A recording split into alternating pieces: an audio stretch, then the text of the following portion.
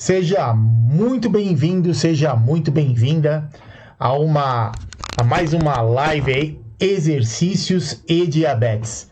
Meu nome é Roberto Doro, eu sou personal trainer e eu ensino você, né, a conviver aí melhor com diabetes, né, a ter aí um ótimo tratamento, claro que associado à prática aí de exercícios físicos. Então, na live de exercício e diabetes de hoje, a gente vai falar um pouco a respeito da avaliação, né, do risco cardiovascular para o exercício para quem convive com diabetes, quer dizer, para a gente que convive aí com diabetes. Então a gente sabe que esse é um desafio, né, para a gente sabe que existe essa relação do diabetes.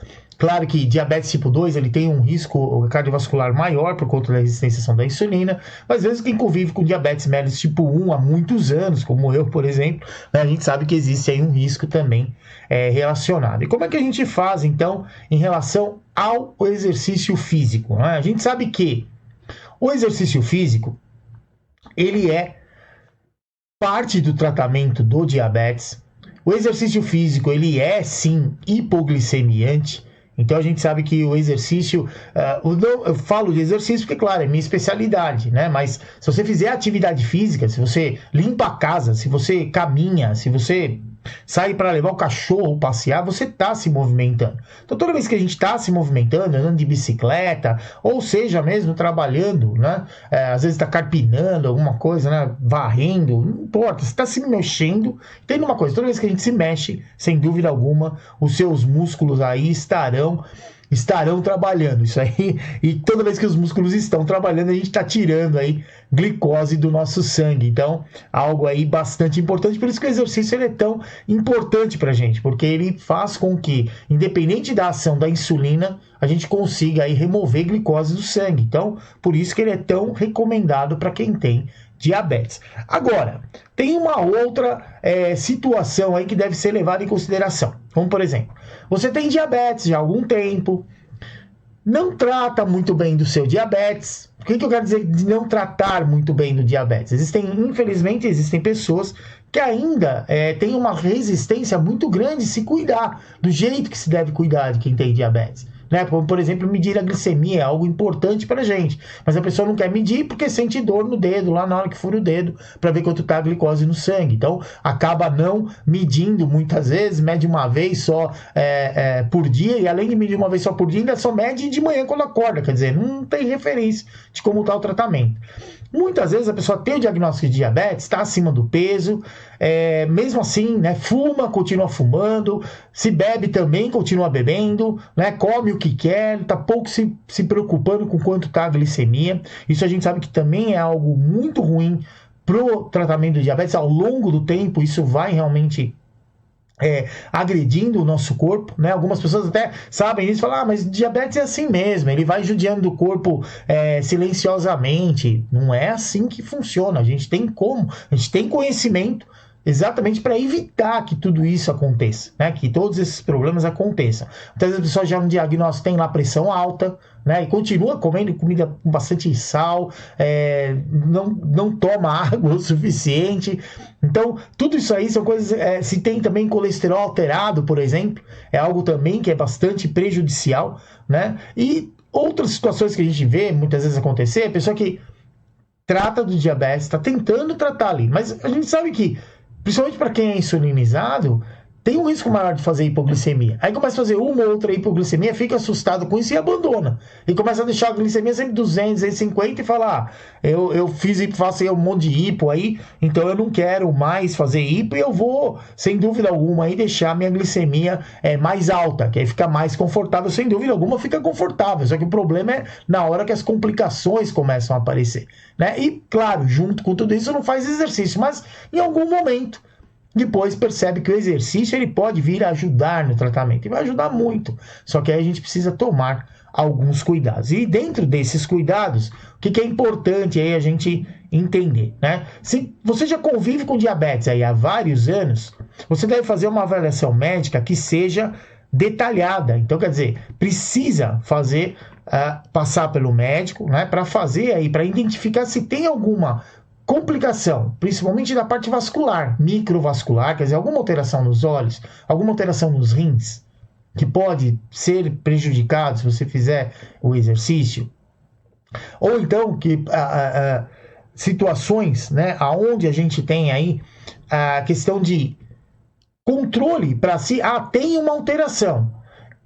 Porque eu vou fazer exercício, ela vai ser agravada? Não, isso não vai acontecer, desde que você faça de acordo com a condição que você tem, respeitando essa limitação. Mas só que para isso é só através do exame, não tem outra maneira, né? Não tem outro jeito. Isso aí vai ser feito, claro, através de um médico, né, do exame físico, e também aí ser realizado aí sinais e sintomas de muitas vezes doenças que podem afetar o coração. Então você está tendo extrasístoles, por exemplo, você tem algum problema com os vasos sanguíneos, quer dizer, por exemplo, está com colesterol extremamente alterado, tem algum vaso que já está bastante obstruído, então isso é algo importante. Se já tem alguma alteração aí nos olhos, né, relacionada à retinopatia, ou mesmo alguma alteração no sistema nervoso e também na parte renal. Então tudo isso é importante aí pra gente quando a gente fala de fazer o exercício, se você convive aí bastante tempo com diabetes. Agora, conviver bastante tempo com diabetes não é só isso, né? Tem a questão da idade também, porque muitas vezes você foi diagnosticado lá com, sei lá, 4 anos de idade, por exemplo. Quando você tiver 20 anos de idade, você já está convivendo há mais de 15 anos já com diabetes. Então, isso é algo que a gente tem que levar em consideração também. Mas, de primeiro momento, se você tem mais de 35 anos, né, é recomendado que você realmente faça, né, uma avaliação, um teste ergométrico de esforço, indo no médico, falando para ele: eu tenho diabetes há muito tempo, eu vou começar a fazer exercício, eu quero saber se o meu corpo está adequado para eu poder fazer exercício. Então, normalmente é prescrito aí um teste ergométrico de esforço, e isso, sem dúvida alguma, é uma maneira protetora para a gente, né, que tem diabetes, você saber como está o seu corpo na hora de fazer aí o exercício. Então, se você convive aí com diabetes tipo 2, né, há pelo menos aí há mais de 10 anos, né, a partir do momento que foi diagnosticado aí, ou mesmo se você também convive com diabetes mellitus tipo 1 há mais de 15 anos, então foi o que eu falei, de repente foi diagnosticado com 4 anos de idade, com 20 anos de idade você está com mais de 15 anos convivendo com diabetes. Então isso é importante aí, fazer aí uma verificação, né, antes de começar a fazer exercício, para justamente ter segurança na hora de escolher aí a atividade que você quer fazer, para que seja feita de uma maneira que venha te trazer benefícios e não prejudicar aí a sua saúde. E também identificar, né, se tem aí presença de qualquer fator de risco, né, que seja adicional para a doença arterial coronariana. Por exemplo, falei da hipertensão, então isso aí já é um fator de risco. Se você está acima do peso, né, a obesidade é outro fator de risco. Consome muitas vezes bebida alcoólica, então isso também é fator de risco. Então, nessa situação, é bastante importante aí fazer esse tipo de teste, né? Isso é uma coisa importante para a gente, e principalmente na presença aí de diagnóstico já de doença microvascular, né? Você já sabe que você tem retinopatia, principalmente se é uma retinopatia proliferativa. A gente sabe que a retinopatia ela pode ser não proliferativa, leve, moderada, grave ou muito grave, né? A retinopatia proliferativa, então a gente tem várias classificações, e é importante que, se você tem diagnóstico de retinopatia, você entender também que tipo de retinopatia que você tem, sem dúvida alguma, né? E também, muitas vezes, ter algum problema relacionado aos rins. Então, ter aí já uma nefropatia com perda de proteína pela urina, né? Mesmo que seja uma quantidade ainda pequena de perda de proteína pela urina, né? Isso ainda é microalbuminúria, mas é importante sim dar uma olhada. E outra coisa também que é bastante importante confirmar é se tem às vezes alguma doença vascular periférica, quer dizer, tem alguma alteração, principalmente nas pernas, é mais comum, né, aparecer essas alterações. Então, isso é importante para poder determinar na hora que você vai fazer exercício, que tipo de exercício, com que intensidade vai ser feito, tudo isso é importante. E também se tem aí alguma alteração com o sistema nervoso autônomo, quer dizer, aquela parte do sistema nervoso que a gente não controla, né? Então, da fome, a gente não controla, você sente fome, você sente vontade de ir no banheiro, a hora que você come, o sistema digestório ele trabalha independente, ele tem, né, vontade própria. Então essa parte do nosso sistema, ela precisa sim ser aí confirmada. Então, se você muitas vezes já vem sentindo, eu sinto dores nas pernas, eu sinto a perna meio inchada, eu sinto, sabe, desconfortos.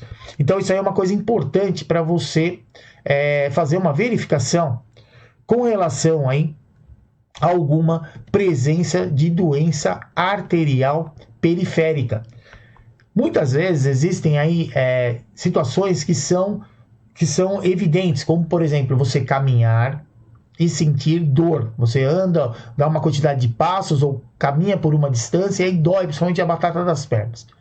Essa situação é chamada de claudicação intermitente, quer dizer, já tem uma alteração na parte vascular, que está diminuindo a oxigenação, e isso, claro, vai causar dor. Tem com o exercício como a gente melhorar isso aí, mas é algo que precisa ser identificado. Outra situação que é bastante comum também é sentir os pés frios. Claro que não, né? Atualmente eu estou gravando essa aula aqui hoje, tá uma temperatura muito, muito baixa, né? Então, claro que nesse frio todo mundo vai estar com o pé frio, mas normalmente, quando mesmo em ambientes mais quentes, quando a gente está com calor, né? Está com temperaturas mais altas, a pessoa comumente tem os pés frios. Isso aí pode estar relacionado à parte circulatória dos pés. E também o pulso diminuído ou ausente. Então, tem como confirmar na parte periférica, né, na circulação do nosso sangue, se está chegando sangue ali nos pés, nos dedos, na parte mais periférica do nosso corpo, né? Então, isso é importante e pode sim vir a ter algum tipo aí de alteração. Agora, quando a gente tem aí situações que muitas vezes a pessoa fala,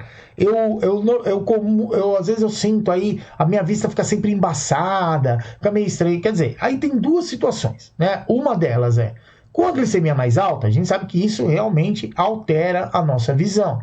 Então, glicemia mais alta, muitas vezes vai ficar com a vista embaçada. Só que a sua vista também pode estar embaçada por conta de uma complicação microvascular, né? Pode ter já alguma alteração aí na retina, então pode ser aí que você já tenha algum grau de retinopatia. Então, isso é importante identificar, porque nas classificações dos diferentes tipos de retinopatia, a gente tem aí as pessoas com diabetes, que tem retinopatia que é classificada como proliferativa. Essa seria a retinopatia mais grave, e ela tem aí um maior risco de ter hemorragia, né, vítrea, quer dizer, pode sangrar ali dentro do olho, e também o descolamento da retina. Então, quer dizer, algo extremamente grave. E, claro, com relação a exercício, se você tem diagnóstico de retinopatia, principalmente proliferativa, o exercício não vai poder ser feito o tipo de exercício que você quer, na intensidade que você quer, só que é importante a gente identificar em que grau existe esse comprometimento.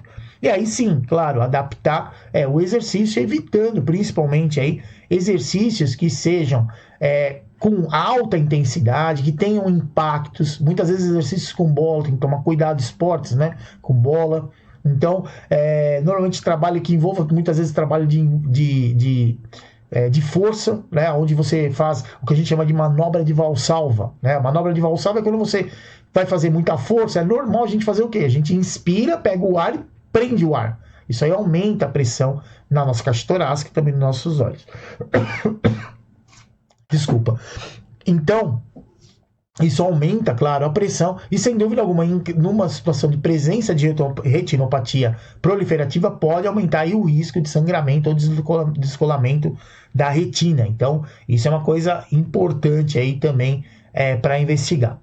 Um outro detalhe técnico que a gente tem, muitas vezes, a pessoa é comum, né? A pessoa acorda de manhã descompensada, ou porque à noite foi deitar, a glicemia estava direitinho, ou porque já vem com a glicemia descompensada mesmo já há bastante tempo. Então, é comum às vezes conversar com a pessoa, mas minha diabetes é alta mesmo, eu acordo de manhã lá, já está a 300, 400. Então, quer dizer, é uma situação aí bastante grave, e isso normalmente faz a pessoa se sentir bastante indisposta também.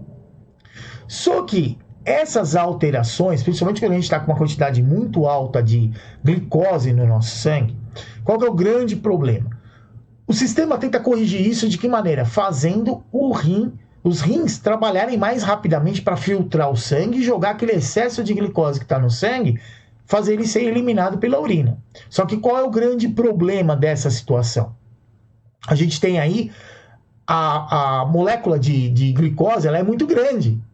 E no desespero ali, como tem muita glicose, ele vai passar pelos rins e acaba agredindo os rins. Então essa é uma situação bastante perigosa e que precisa sim ser investigada, porque pode estar acontecendo de você já estar apresentando alguma alteração renal por um baixo controle no diabetes, que é chamada normalmente de nefropatia. E a nefropatia, essa alteração renal, ela pode estar relacionada a perda de pequenas quantidades de proteína, né, pela urina, que é chamada de microalbuminúria. Então tem uma medida de referência ali, que é um valor de no máximo 20 miligramas por minuto. Ou então você ter aí uma situação onde tem uma nefropatia, que ela é evidente, né? Então tem uma perda maior de proteína pela urina, né, que é a macroalbuminúria. E, sem dúvida alguma, isso faz com que a pessoa, né, que tem essa alteração renal, que muitas vezes está relacionada a uma doença crônica, né, a doença renal crônica no diabetes, você acaba tendo aí capacidade reduzida para o exercício. Por quê? Os nossos rins têm funções importantes aí, né, durante o exercício. Uma delas é fazer com que haja, conforme a gente faz exercício, aumenta a quantidade de componentes ácidos no nosso sangue. E os rins, eles trabalham mais rapidamente ali para liberar bicarbonato, que é para diminuir essa acidez. Então os rins, eles têm uma função bastante importante no nosso organismo durante o exercício. E se você tem uma alteração renal, dependendo do tipo de exercício que você for fazer e a intensidade com que você for fazer, sem dúvida alguma, não tem restrição pela alteração renal, mas a sua resposta em relação ao exercício ela vai ser diferente. Você vai sentir um esforço muito maior, você vai sentir uma dificuldade maior com o exercício. Então, algo que precisa também ser investigado, né? Não dá para a gente deixar passar. De qualquer maneira, uma coisa que é importante você saber é que não tem aí restrição, né, para exercício de baixa, moderada intensidade, né? Então assim, porque eu tenho problema renal, não posso fazer exercício. Muito pelo contrário. Se tem problema renal, você deve fazer exercício. Só que o exercício ele precisará ser adaptado de acordo com a sua limitação. Isso é extremamente importante. Outra coisa que muitas vezes é comum as pessoas com diabetes reclamarem, né? Falar, eu sinto queimação nos meus pés. Às vezes está relacionado também a dor nas pernas, também, principalmente na batata das pernas, né? Na parte inferior aí, mas na extremidade, né? Dor nos pés ali. Tem dificuldade muitas vezes em se equilibrar quando está andando. Então, nessa situação, tem que dar aí uma investigada com relação se não tem aí alguma alteração relacionada a uma neuropatia periférica. A neuropatia periférica são alterações na parte nervosa, né, na parte mais da extremidade aí do nosso corpo, normalmente nos pés, nos membros inferiores, e que acaba diminuindo sensações que são protetoras para a gente.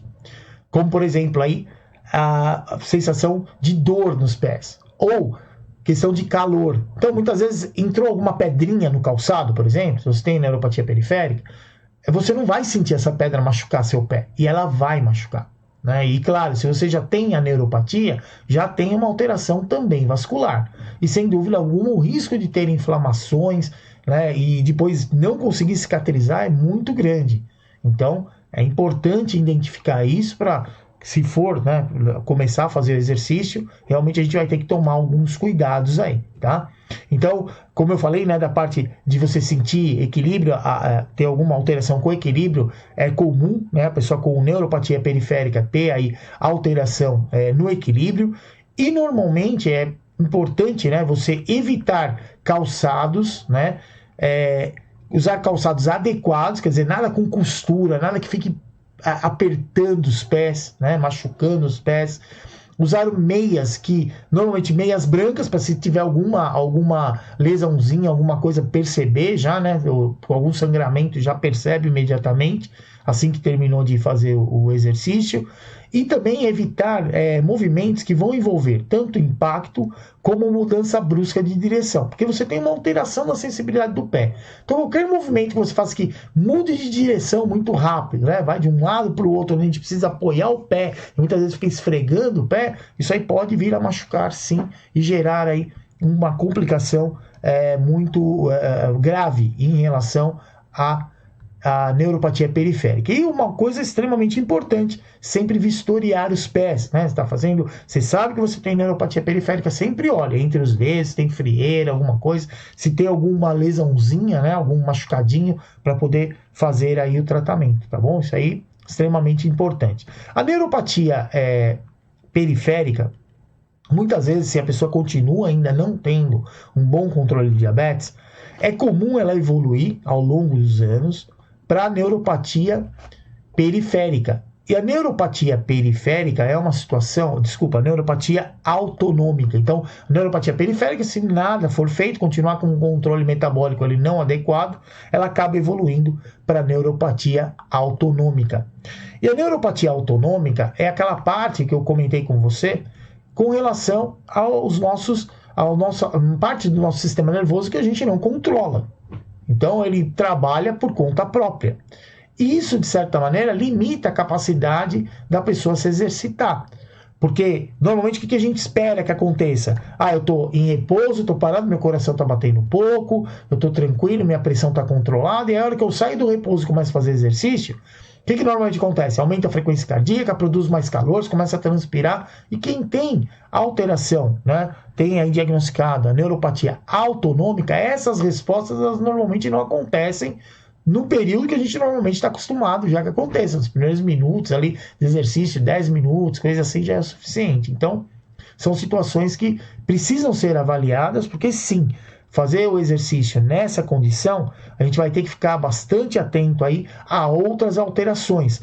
Porque durante o exercício tem aí o aumento do risco de evento cardiovascular, né? Pode acontecer de você ter um aumento na pressão e nem perceber, né? Então isso é realmente importante que seja monitorada a intensidade do exercício, ela vai ter que ser mudada, o tipo de exercício, o tempo que você sai do repouso e começa a fazer exercício, ele precisa ser adaptado também, né? É comum a pessoa com neuropatia autonômica muitas vezes apresentar ataque cardíaco em repouso. Quer dizer, a gente sabe que em repouso, por menos condicionado fisicamente que a pessoa seja, a frequência cardíaca ela tende a ficar ali em valores em torno de 80 batimentos por minuto, 85.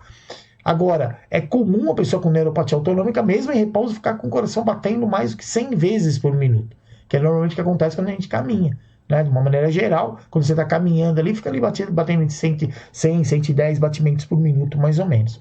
Então, isso é algo que fica realmente uma alteração aí que a gente tem que ficar atento. Outra situação são as alterações na pressão. Muitas vezes, quando a pessoa acaba ficando em pé, né? Por exemplo, ele fica em pé rápido, muitas vezes tem uma queda na pressão de pelo menos 20 milímetros de mercúrio, isso aí causa o que? Tontura na pessoa. Então ele pode, por simplesmente estar sentado e de repente ficar em pé para fazer o exercício, ter tontura e cair. Então algo aí que precisa realmente tomar bastante cuidado, né? E existe aí, como eu falei, essa parte do sistema nervoso, ele controla algumas sensações na gente, como por exemplo sentir sede. Como a gente tem alteração nessa parte, muitas vezes a pessoa que tem neuropatia autonômica, ela não sente sede. Então, isso aumenta aí o risco dessa pessoa ficar desidratado, né, por conta de não sentir sede. Então, tem que lembrar, se for fazer exercício, sempre tomar água ali antes de começar, durante o exercício e também depois do exercício. E essas variações na pressão, tanto para cima como para baixo, elas podem aí acontecer mesmo depois do exercício. Então, algo que precisa aí ser monitorado com frequência. Então, acho assim, se a gente for aqui resumir, né, o que a gente falou hoje, né, a gente sabe que o diabetes é uma situação onde a gente tem aí uma alteração metabólica que precisa ser monitorada e controlada. O exercício, ele sim, faz parte do tratamento. Agora, uma coisa que é importante a gente, né, lembrar e levar em consideração. Se você tem diabetes e você já convive há muito tempo com o diabetes, é sim necessário fazer uma avaliação mais específica antes de você começar qualquer programa de exercício. Isso aí é extremamente importante, a gente tem que ter isso com a gente. Principalmente se for um pouco mais velho, tem mais de 35 anos, como eu coloquei lá, né, existem alguns critérios para isso, tem diabetes tipo 2 há mais de 10 anos, ou convive com diabetes tipo 1 há mais de 15 anos. Então, isso realmente é algo importante para você, muitas vezes, entender alterações que muitas vezes você tem no seu organismo que você nem tinha ideia que tinha, né? Então, isso é importante fazer esse rastreamento. E sem dúvida alguma, todas essas informações, elas não vão te impedir de fazer exercício, muito pelo contrário. Elas vão nortear, né, o profissional da educação física que vai te orientar aí para fazer o exercício, para que ele consiga prescrever o exercício de uma maneira que seja totalmente segura para você, de acordo com a sua condição física, de acordo com o objetivo que você tenha, né? E, sem dúvida alguma, isso vai sim, definitivamente aí, te ajudar a ter um ótimo controle do diabetes, que é para isso que eu estou aqui. Estou aqui para te ajudar a fazer com que você conviva bem com o diabetes, principalmente incluindo o exercício como parte do tratamento, que é um pilar extremamente importante no tratamento do diabetes, e que, claro, você tem aí um ótimo controle do diabetes, porque isso aí vai te trazer seus benefícios, né? A gente sabe que isso vai fazer você se sentir melhor, menos preocupado, e sem dúvida alguma, quem convive com você vai ficar muito mais feliz, e sem dúvida alguma também, você também vai ficar muito mais feliz, poder curtir aí mais a sua família, tá legal? Então, eu quero agradecer, né, a você que acompanhou aqui mais essa live Exercícios e Diabetes. Então, lembre-se, né, que o conhecimento ele salva e que o exercício é tudo de bom para quem tem diabetes. Um abraço, até mais!